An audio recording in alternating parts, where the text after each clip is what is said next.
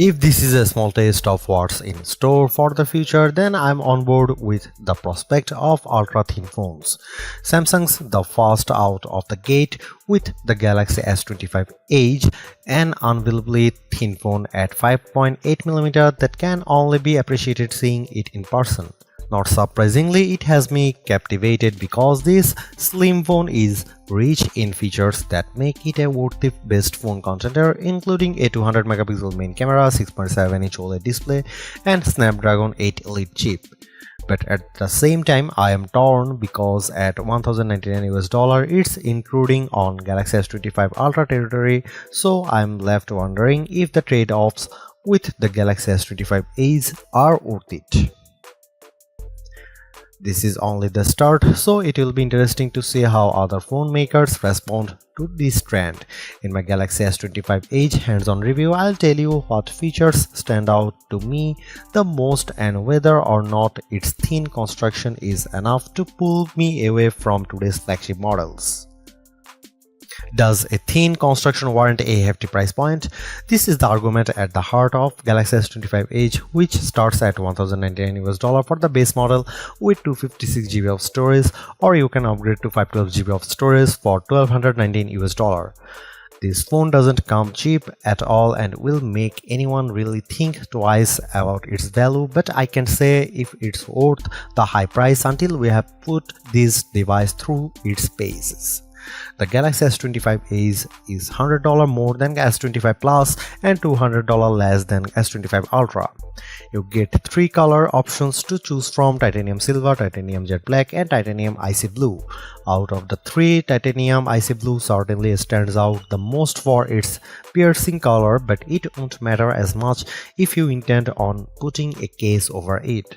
The Galaxy S25 Edge pre-orders are available right now, with Samsung sweetening the deal by taking on a $50 credit and upgrading you to the 512GB model at no additional charge. It will be widely available starting on May 23 from Samsung and other carriers nationwide. I've been using the Galaxy Z Fold 6 over 6 months now, and what's interesting is that it's actually just as thin as the Galaxy S25 Edge at 5.6mm, but that's when it's unfolded. When it's closed, however, the Galaxy Z Fold 6 measures at 12.1mm thick. Size-wise, it's definitely not as long or wide as other flagship models, making it slightly easier to use one-handed. Against the Galaxy S25 Ultra, which comes in 8.2mm, the Galaxy S25 Edge is roughly 31% thinner. I'm actually astounded most of by the weight difference between the two. The Galaxy S25 Ultra feels overweight at 7.69 ounces, whereas the Galaxy S25 Edge tips the scales at just 5.75 ounces. For a phone that's this thin and light, it still feels incredibly solid in the hand. That's due to its sturdy titanium frame and Gorilla Glass ceramic too covering the display. Even with its thinness, it doesn't feel fragile and still gets the same IP68 rating as the S25 Ultra. While all of this makes the Galaxy S25 Edge an engineering feat, I don't have the same reaction as other thin phones I have seen in my lifetime. Yes, it's the thinnest Galaxy S device ever, but it doesn't rival the feeling I got seeing the original Motorola Razr or when Apple introduced iPod Nano. The Galaxy S25 Edge features a 6.7-inch AMOLED display with QHD Plus resolution, which is actually the same as the Galaxy S25 Plus. It's a good size, complete with a skinny bezel all around the display and a small notch for its selfie camera. Samsung hasn't disclosed what this panel is rated for, but it packs all the qualities I love about Samsung's displays, like wide viewing angles and piercing colors. I loaded up a 4K HDR clip on YouTube, and honestly it looks very much like the Galaxy S25 Ultra.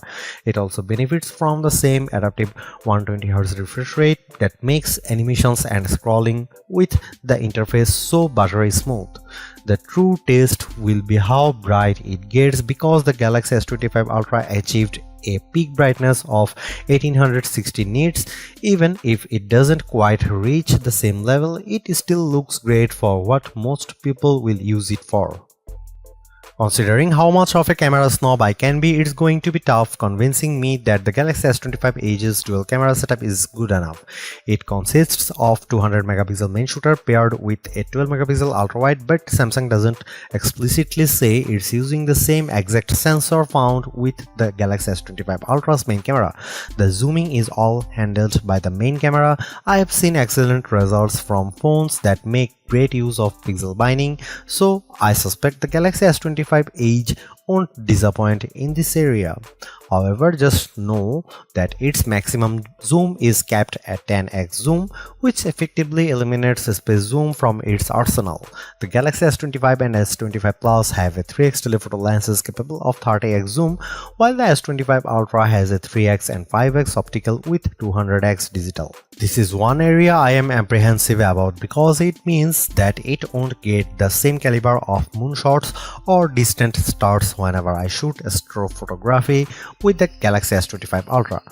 Over on the video side, the S25 Edge has all the same shooting modes as the Galaxy S25 Ultra, including manual video mode and 8K recording. I honestly believe that the Galaxy S25 Edge is in a tough position mainly because of how it's priced and other compromises it makes in order to achieve its thinness at $1,099 US. It's $200 more expensive than the similarly sized Galaxy S25 Plus and $200 less than the Galaxy S25 Ultra Flagship. Battery life is clearly the one area where the Galaxy S25 Edge is at a big disadvantage. You could argue the same for its cameras, but I think its dual camera setup can still pack a punch. Yes, I'm willing to overlook not having a dedicated telephoto camera just as long as it makes do with pixel binding techniques to effectively reach the similar results. You can't take away Samsung's accomplishment here in creating a flagship phone that's bonkers thin compared to anything else around, but it doesn't leave me with much of a lasting impression. If it was exactly like the Galaxy S25 Ultra in every way, camera included, but in a much smaller and lighter package, then I think I'd be more impressed.